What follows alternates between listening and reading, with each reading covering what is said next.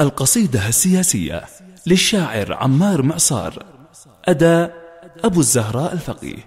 هات الورق والحبر يوصل وكلامي سجله، بنشد قوافي وانت في دورك تدونها بيان. انا الاول نطلق زمام الشعر باول مرحله، يتعلم القصي وداني مننا صون اللسان.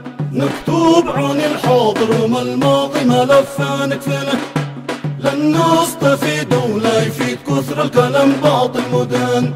قد أرضنا بالدم تغرق حرضين المهزلة، أرض اليمن من نخبة الساسة مصابة بالهوان. 3 سنين والربع بطل علينا نحمله، لا غاز لا بترول لا كهرب ولا حتى أمان.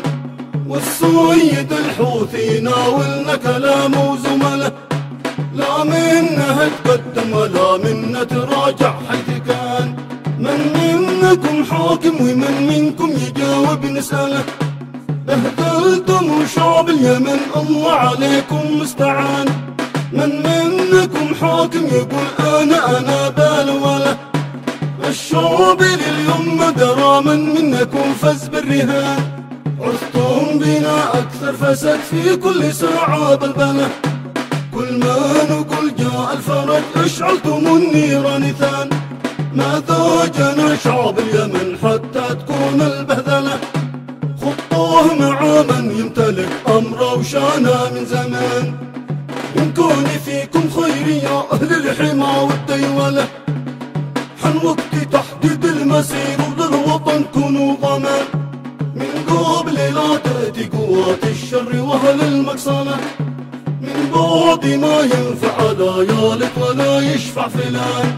وأنت يا شعب اليمن لك حق إنك تقبله، أو ترفض عبر الصناديق وبحد الهندوان. محود وصي من فوق راسك بالضموم والسربلة، غير الذي أنشا كيانك وذل السبع المثان. وآخر أبياتي لمن يفهم مقالي حلاله، لا زال مخزاني ملي بالدر والبارود ملان. أذوق عن شعبي وحرفي دايما مبذول له، يتقزم العملة قمامة والحديد الصلبلان. وهكذا أصل الحقيقة في الأمور المعضلة، ليدر بخالف منهج الشعر في حرف بيان. بنقوش حروفي في جبين الشمس كي تتأمله، يا كل خاين للوطن اعلم بأن الحق يبان.